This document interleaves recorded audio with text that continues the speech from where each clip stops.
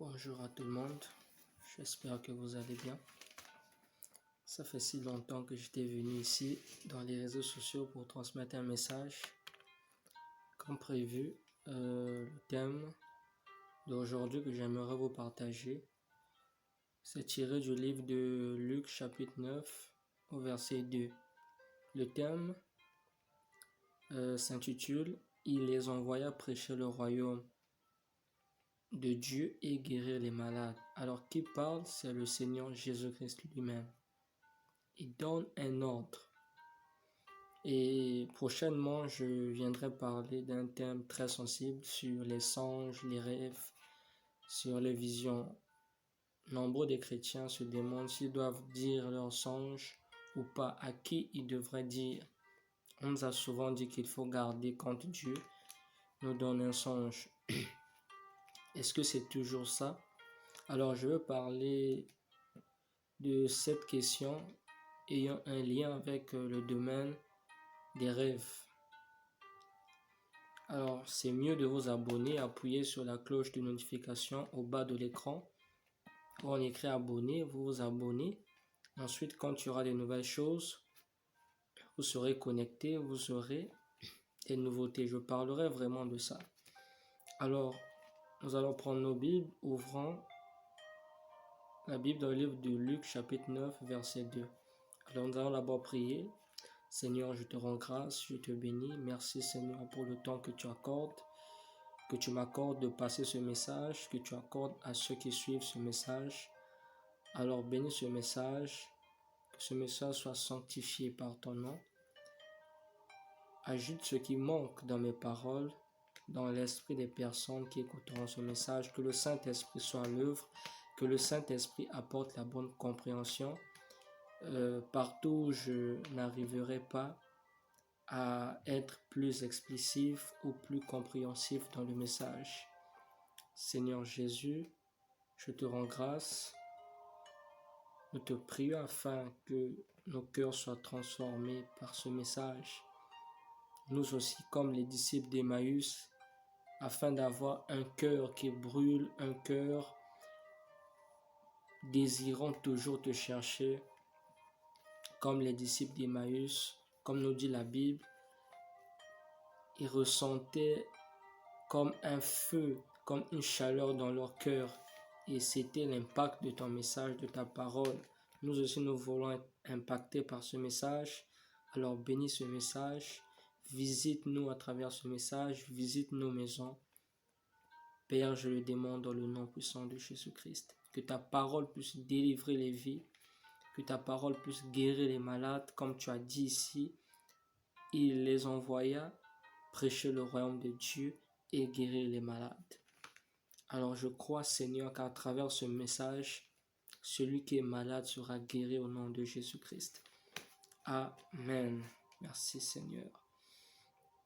Alors ici, si nous ouvrons nos Bibles, Luc chapitre 9, verset 2, je vais lire le verset 1. Jésus ayant assemblé les 12, leur donna force et pouvoir sur tous les démons, avec la puissance de guérir les malades. Force et pouvoir, puissance de guérir les malades. On a dit auxquels? Aux 12. C'était les 12 disciples tirés de plusieurs, appelés apôtres.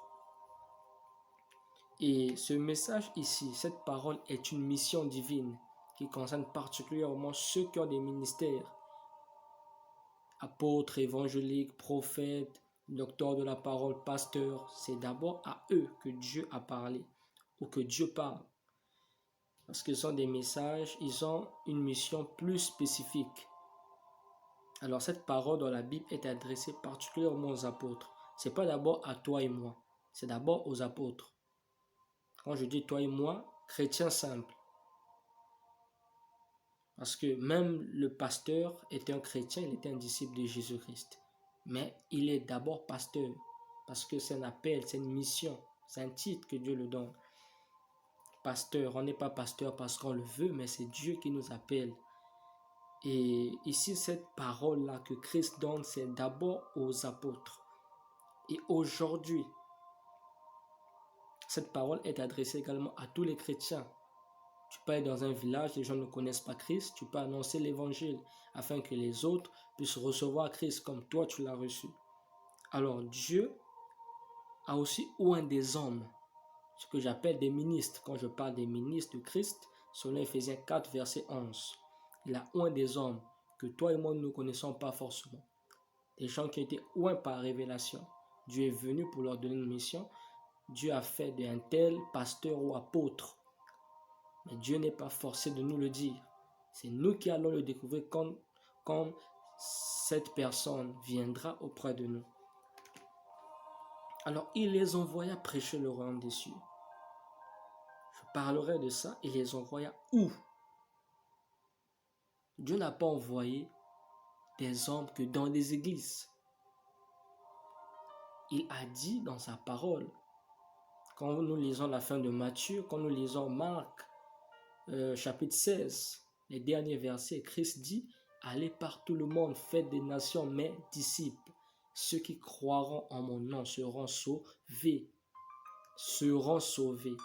Mais ceux qui ne croiront pas seront condamnés. Est-ce que vous voyez? Le message de l'évangile, c'est ça. Annoncer que Christ était mort pour nos péchés et Dieu l'a ressuscité. D'entre les premiers, il a ressuscité le premier d'entre les morts. Il est ressuscité et en ce moment, il est à la droite du Père, comme dit la Bible. Et il a reçu le nom élevé au-dessus de tous les noms, comme dit la parole de Dieu, afin qu'au nom de Jésus-Christ, tout genou fléchisse et toute langue confesse que Christ est Seigneur, à la gloire du Père. Même les marabouts, même les sorciers, qu'importe son identité, on dit tout genou fléchira devant le nom de Jésus. Et pendant que je te parle, si tu as une maladie, je te déclare guéri au nom de Jésus. Que cette maladie fléchisse au nom de Jésus. Parce que la maladie fléchit au nom de Jésus-Christ. Toi, esprit de maladie, sur la base de la parole de Dieu, je déclare au nom de Jésus de libérer maintenant les corps de ceux qui m'écoutent, de libérer les maisons de toutes les personnes qui croient à ce message au nom de Jésus-Christ. Recevez votre délivrance, recevez la guérison au nom puissant de Jésus-Christ. C'est ça le message de l'évangile, parce que le message de l'évangile apporte la liberté, le message de l'évangile apporte la délivrance. C'est ça la bonne nouvelle. Alors, où nous devons comprendre cela? Dieu va nous bénir aujourd'hui et c'est à nous de comprendre, vous m'excusez. Et ici, pourquoi il les a envoyés prêcher le royaume de Dieu et guérir les malades? Alors ici, nous devons d'abord comprendre quelque chose de très fort. Il les envoya où? Nous allons d'abord lire Matthieu 10, verset 6. Je reviens un peu. Matthieu 10, verset 6. Matthieu 10, verset 6. Matthieu 10, verset 6. Il est écrit.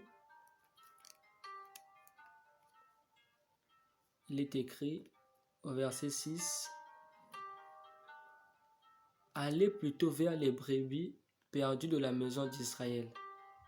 Au verset 7, on dit prêchez et dites, le royaume des cieux est proche. Verset 8, guérissez les malades, ressuscitez les morts, purifiez les lépreux, chassez les démons, vous avez reçu gratuitement, donné gratuitement. Revenons au verset 6, on dit allez plutôt vers les brebis perdues de la maison d'Israël.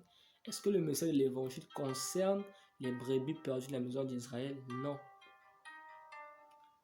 Parce que là, nous sommes au verset 10 de Matthieu, au chapitre 10 de Matthieu.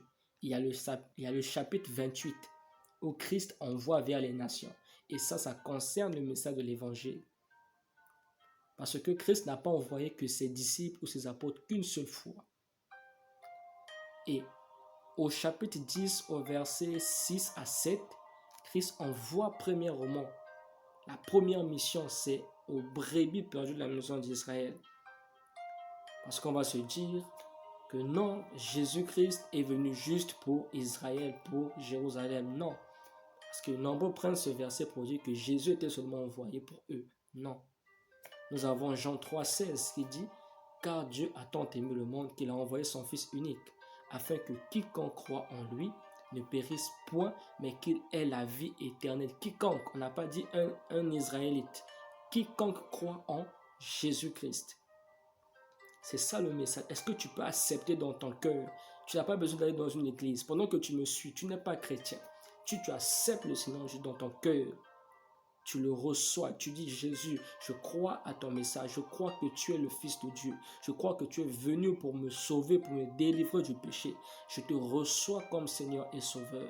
Jésus délivre ma vie. Jésus prend le contrôle de ma vie. Jésus devient le Seigneur de ma vie.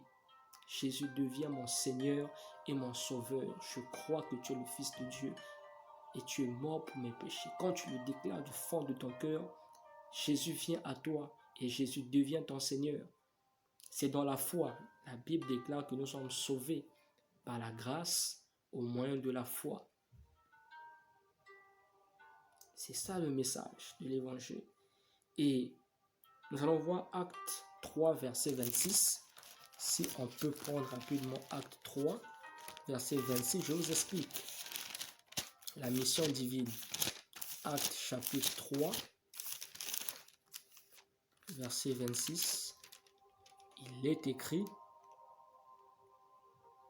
Acte 3, chapitre 26, il est écrit, « C'est à vous premièrement que Dieu, ayant suscité son serviteur, l'a envoyé pour vous bénir, en déterminant chacun de vous de ses, en détournant chacun de vous de ses iniquités. » C'est à vous premièrement. Ce n'est pas à nous, mais c'est à Israël, le peuple d'Israël. Cette parole est adressée au peuple d'Israël, aux Juifs. Premièrement, si on dit c'est à vous premièrement, il y a deuxièmement, il y a troisièmement. Je ne sais pas si vous êtes avec moi. C'est ce que ça veut dire. Il y a des premiers, il y a des derniers, comme dit la Bible. Et au-delà de ça, nous pouvons aussi comprendre dans Galates chapitre 3, verset 28. Toujours chapitre 3, on avait ouvert dans Actes chapitre 3, là nous sommes dans Galates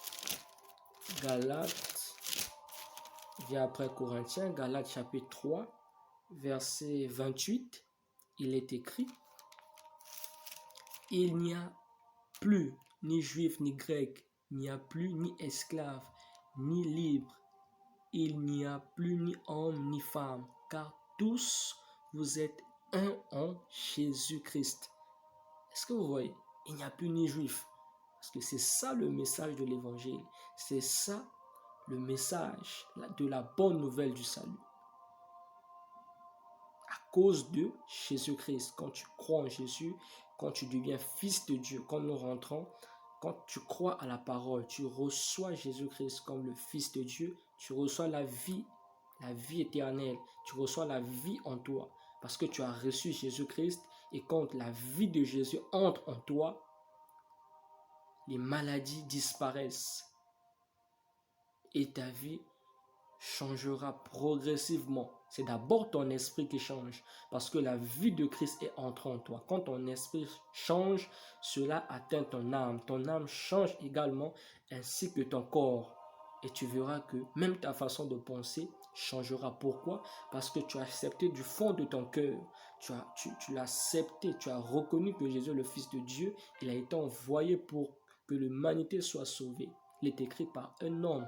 Le péché est entré, la mort, et par un homme, la vie devrait entrer. Et c'est Christ qui a mené la vie. Où est Christ? Il est au ciel, mais son esprit est sur la terre. Et si seulement tu peux l'accepter comme ton Seigneur et Sauveur, mon frère, tu vivras éternellement. Ma soeur, tu vivras éternellement. C'est ça la bonne nouvelle que je t'apporte. Quand nous rentrons également dans Galates, dans Romains 2, verset 29, nous pouvons également comprendre la mission divine. Romains chapitre 2, verset 29, il est écrit, lisons du Seigneur.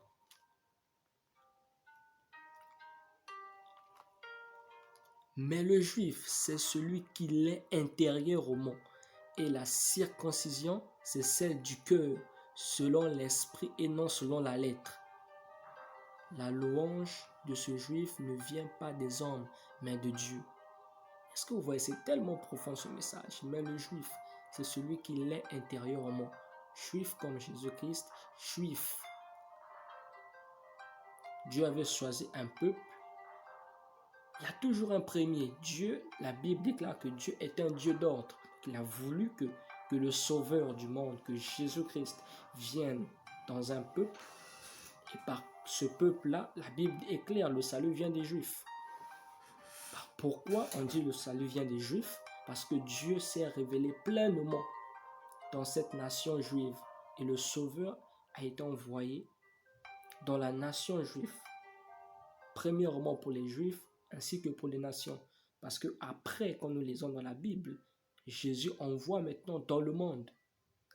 Donc, ici, on dit que le Juif, c'est celui qui l'est intérieurement. Alors qu'il y a une nationalité juive, vous voyez un peu. Et la circoncision, c'est celle du cœur. Ce n'est pas la circoncision quand un enfant naît également. Non, non, non. Là, on parle de la circoncision du cœur, de ton esprit. Ce n'est pas que... Parce que quand nous rentrons dans le judaïsme, selon la loi de Moïse, il fallait que l'enfant soit circoncis en signe d'appartenance. C'était un signe d'alliance que Dieu avait donné à Abraham, le patriarche. Mais ici, il y a la révélation de la parole de Dieu. Il y a des nouvelles choses. On parle de la circoncision du cœur. C'est Jésus qui circoncise notre cœur quand nous l'acceptons comme Seigneur et Sauveur.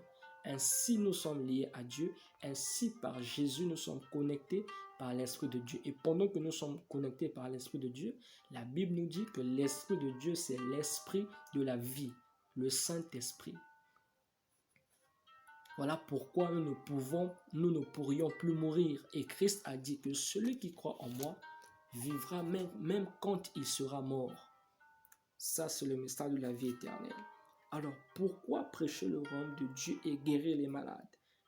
Nous avons Matthieu 10, verset 7, nous continuons la lecture. Il est écrit, allez prêcher le royaume de Dieu. On va un peu guérir les malades. Pourquoi prêcher le royaume des cieux et guérir les malades? Parce que le royaume des cieux est proche. Quand on parle du royaume des cieux dans la Bible, nous parlons du Saint-Esprit. Nous parlons du Saint-Esprit. Nous parlons également de la fin des temps. Parce que le message du royaume des cieux concerne également un message lié à l'enlèvement de l'Église. Le royaume des cieux est proche. Le royaume des cieux, c'est-à-dire le règne de Dieu est proche. Et cela va se faire savoir le jour du Seigneur, au dernier jour, au grand jour. Quand on dit le royaume des cieux est proche, c'est à nous de nous redresser. Pourquoi? Si nous ne redressons pas, nous allons rater le royaume des cieux. Et premièrement, le royaume des cieux se reçoit dans notre cœur. Quand nous recevons Jésus-Christ, comme l'Esprit de Dieu vient habiter en nous, le Saint-Esprit, nous recevons le royaume des cieux. Pourquoi guérir les malades? Parce qu'il y a plein de malades. C'est pour démontrer la puissance de Dieu. Pourquoi? Parce que quand Dieu dit guérissez les malades, il donne une onction de guérison. Voilà pourquoi si quelqu'un vient chez vous, il vient vous prêcher la parole, ne l'empêchez pas. Mais comme dit la parole, il les envoya prêcher le royaume des cieux et guérir les malades. Cela remet à dire que nous ne devons pas cacher les malades parce qu'il y a prêcher et guérir. Tu es malade dans ta maison. Pourquoi cacher le malade? Tu ne connais pas cet homme. C'est Dieu qui l'a envoyé. Il faut d'abord manifester la foi. La foi ne veut pas dire douter d'abord et vérifier. Non, la foi c'est d'abord croire. Ce n'est pas d'abord vérifier, mais croire. C'est vrai qu'on dit éprouver tout esprit dans la Bible, mais c'est d'abord croire. Ce n'est pas d'abord douter. C'est ça la foi. Ce n'est pas parce qu'on a dit il y aura des faux prophètes. C'est la prophétie de Jésus-Christ. Il y aura des faux prophètes. On lit cela dans Matthieu 24, 21.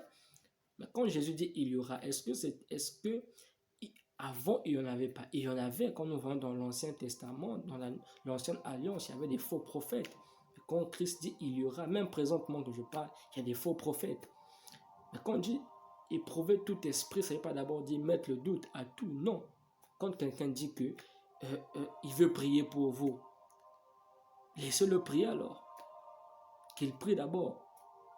Parce que ce Dieu voit, il te connaît. Ses yeux sont sur toi.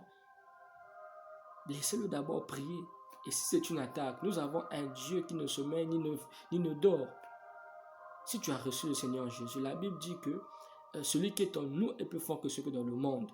Si quelqu'un, toi tu crois d'abord que oui, il veut prier pour moi, laisse-le prier. Et si c'est une attaque, tout se passe dans la spiritualité. Dieu ne sera pas absent.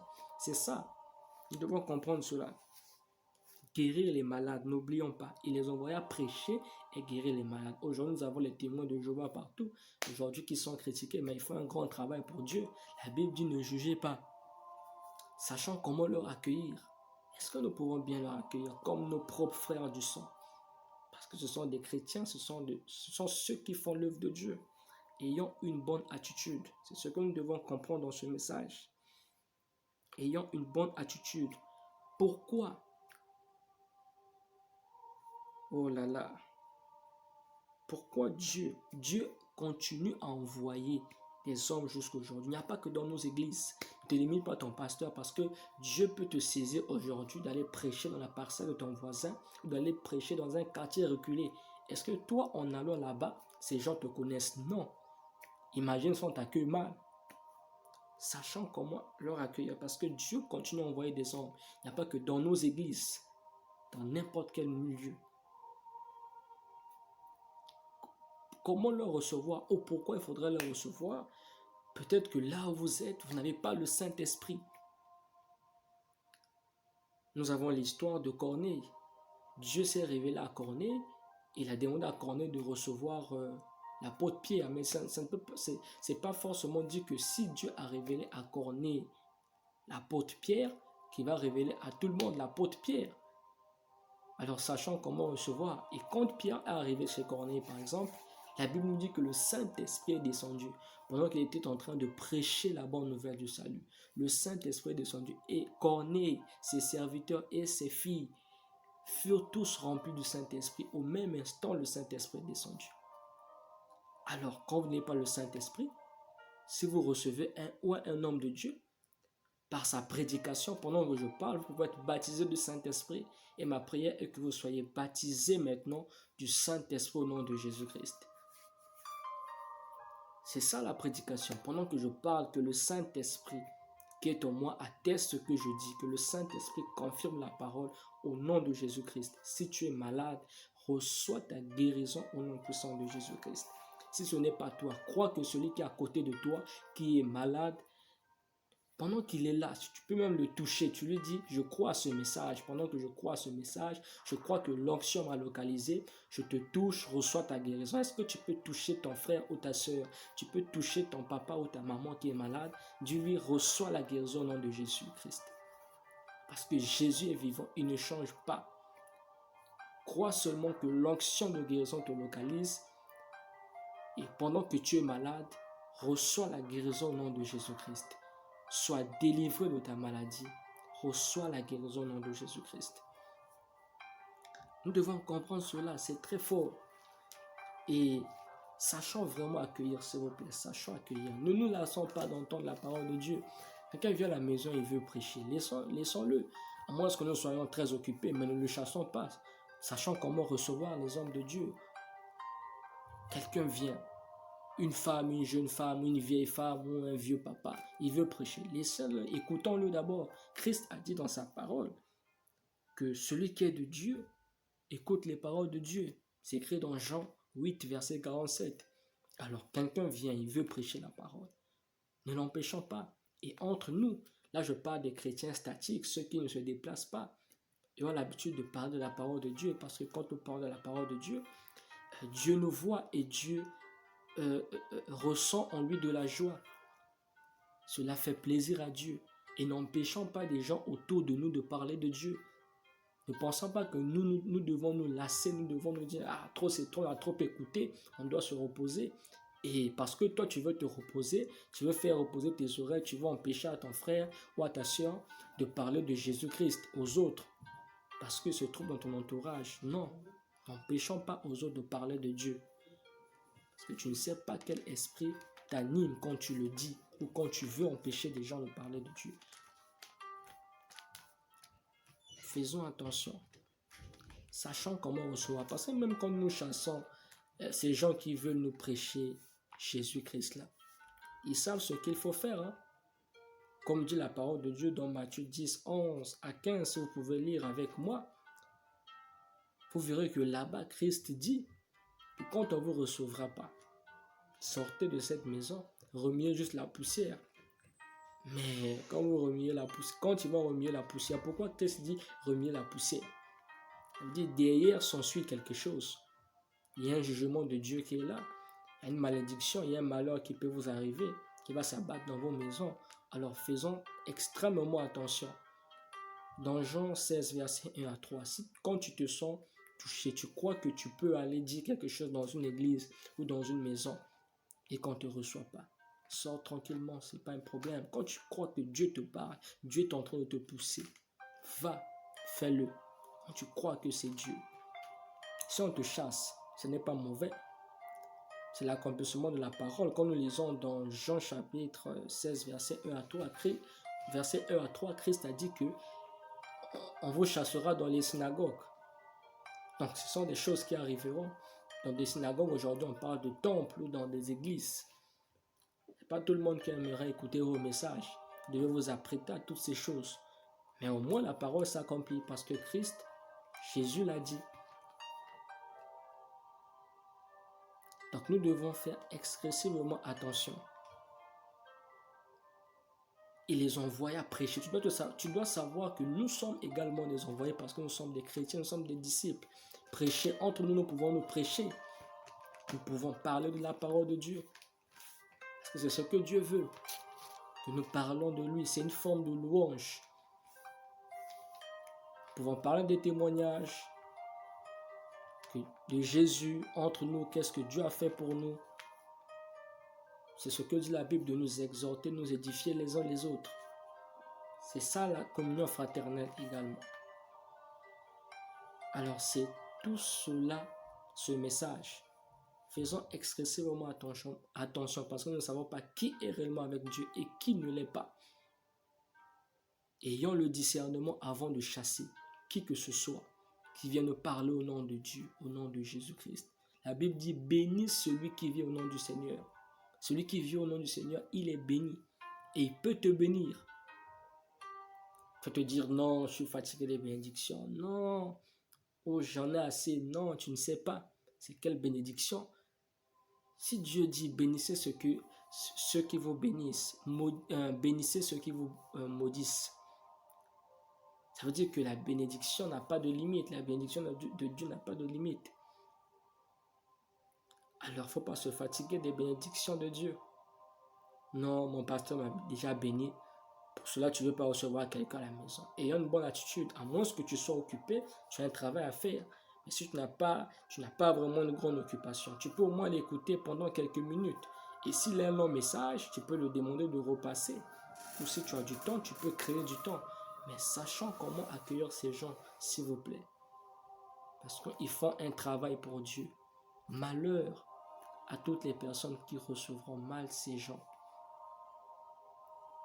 C'est ça le message. Sachez-le que jusqu'aujourd'hui, comme dit la parole, il les envoya.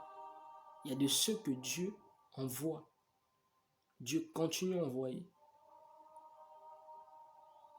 Donc, sachant comment se tenir. Parce que le royaume des cieux, le royaume de Dieu, Dieu n'a pas que 2 hommes de Dieu ou 10 hommes de Dieu que toi tu peux connaître. Il a plusieurs hommes de Dieu. Même le fou, il peut l'utiliser. Il a dit, dans les derniers temps, je répandrai mon esprit sur toute chair. Toute chair. Vos fils et vos jeunes filles prophétiseront.